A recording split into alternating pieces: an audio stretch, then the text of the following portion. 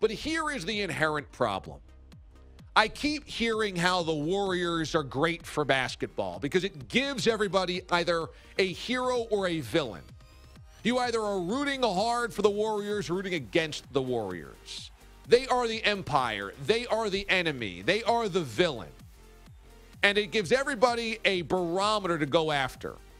Well, allow me to tell you, I disagree with that. I don't think the Warriors are great for basketball, and here's why.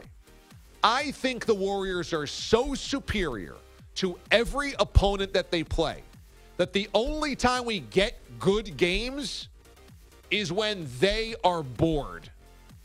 The only time we get great series is when they are bored or injured or suspended. And I think that's what you have happening in the conference final in the West.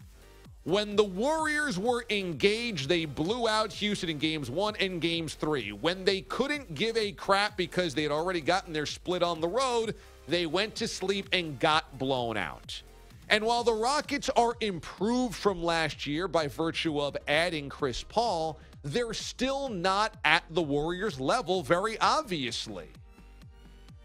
And if they're not going to play at that level, even consistently enough in a loss to stay within 41, it goes to show you how grand that chasm is.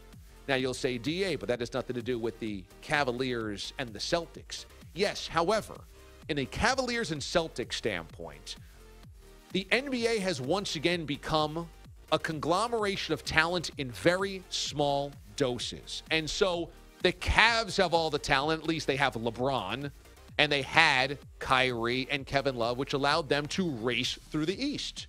And the Boston Celtics, despite losing Kyrie Irving and Gordon Hayward, are trying to do the same exact thing, collect all of the talent. And when you collect all of the talent, even though there's great talent in the NBA, when you collect all of the talent to the place where your chasm is that dramatic between you and the opponent, you get bad games, bad series.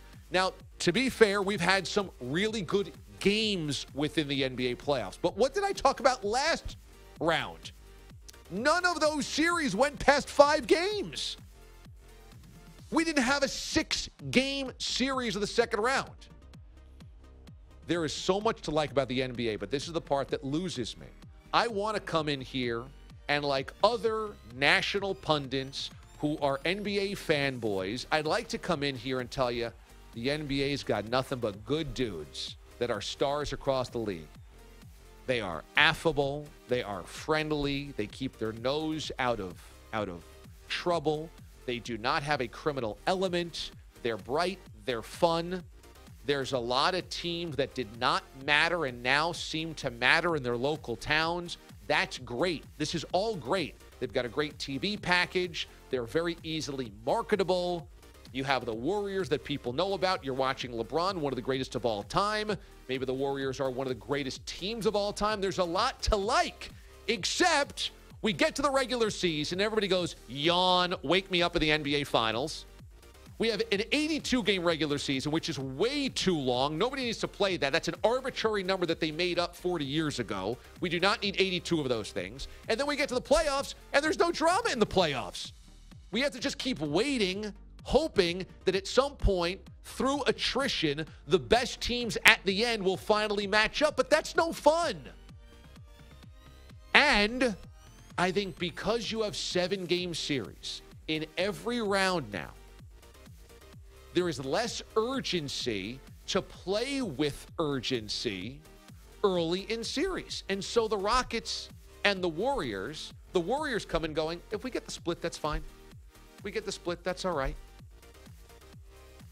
And nobody can catch the talent acquisition of the Warriors.